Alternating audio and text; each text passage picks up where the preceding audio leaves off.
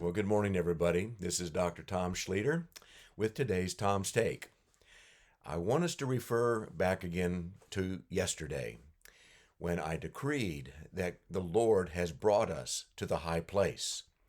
From the high place, from the high ground, is where we will secure our victory. Now, Kay Ullery from the capital region of our network put out something today in response to my Tom's Take yesterday, and I really appreciated what she shared.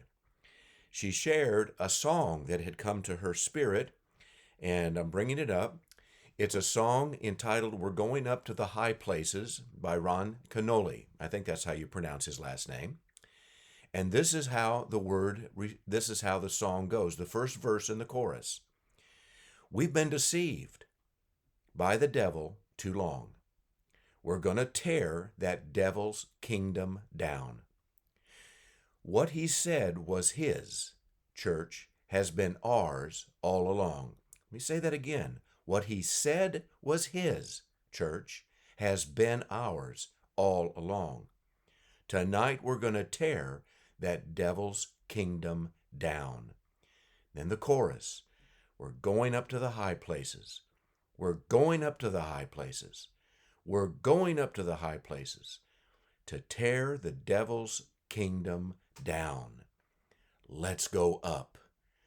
Wow, a powerful, powerful word from the Lord. Then she added to that a passage that I have been decreeing from our network for the last 2 or 3 years.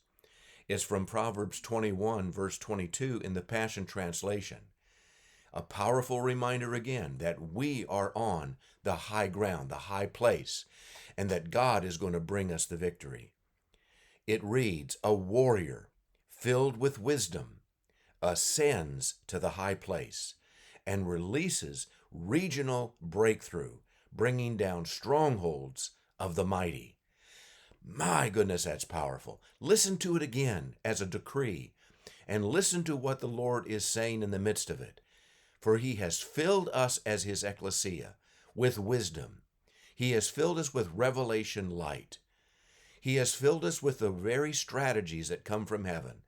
And then he says, a warrior filled with wisdom ascends to the high place and releases regional breakthrough, bringing down strongholds of the mighty. My goodness.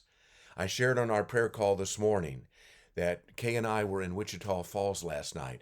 Now, it's not high ground, but it was ground that needed to be taken. We have struggled many years in trying to find intercessors, leaders in that area that would come up to the front and be strong. We had a very powerful friend of ours.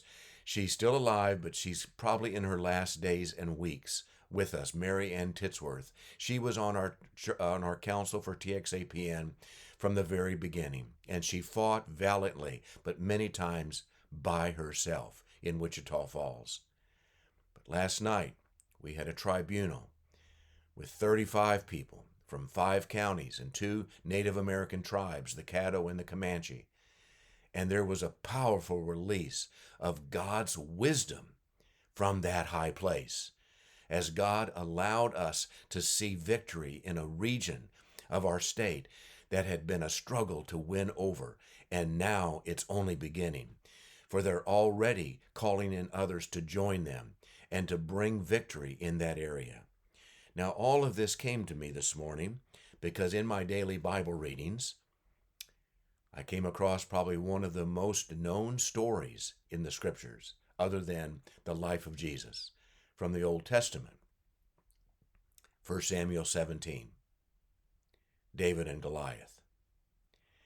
And it came to me as I was reading this that it speaks also of the high places, even though it takes place in the valley of Elah.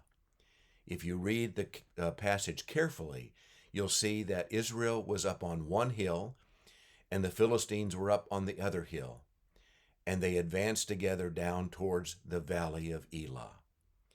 So from the high place, God was about ready to deliver Israel. Now listen carefully to these last verses of 1 Samuel 17. Then Saul dressed David in his own tunic. He put a coat of armor on him and a bronze helmet on his head. David fastened on his sword over the tunic and tried walking around because he was not used to them. I cannot go in these, he said to Saul, because I'm not used to them. So he took them off. Then he took his staff in his hand, chose 5 smooth stones from the stream, put them in the pouch of his shepherd's bag, and with his sling in his hand, approached the Philistine. Just a moment on that. Isn't it interesting that all the movies talk about Goliath kind of chasing David around and David scrambling and David tries to find some stones to pick up? No, it's a very strategic planning here on David's part as he takes up his sling, he takes up his staff, he picks up the stones and then approaches the Philistine. Meanwhile, the Philistine, with his shield bearer in front of him, kept coming closer to David. He looked David over and saw that he was little more than a boy, glowing with health and handsome, and he despised him. He said to David, "Am I a dog that you come out to me with sticks?" And the Philistine cursed David by his gods. "Come here," he said, "and I'll give your flesh to the birds and the wild animals."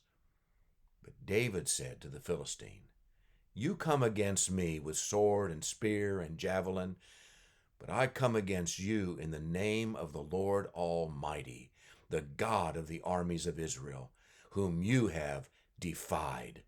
This day the Lord will deliver you into my hands, and I'll strike you down and cut off your head. This very day I will give the carcasses of the Philistine army to the birds and the wild animals, and the whole world will know that there is a God in Israel.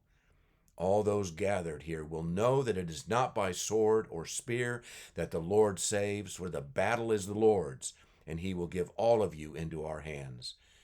As the Philistine moved closer to attack him, David ran quickly toward the battle line to meet him. Remember, coming from the high place, reaching into his bag, taking out a stone, he slung it and struck the Philistine on the forehead. The stone sank into his forehead, and he fell face down on the ground. So David triumphed over the Philistine with a sling and a stone. Without a sword in his hand, he struck down the Philistine and killed him. Be encouraged today, my friends. Be encouraged, warriors of the King of Kings and the Lord of Lords. He has placed us in the high place. We are on the high ground. We are first at the battle line.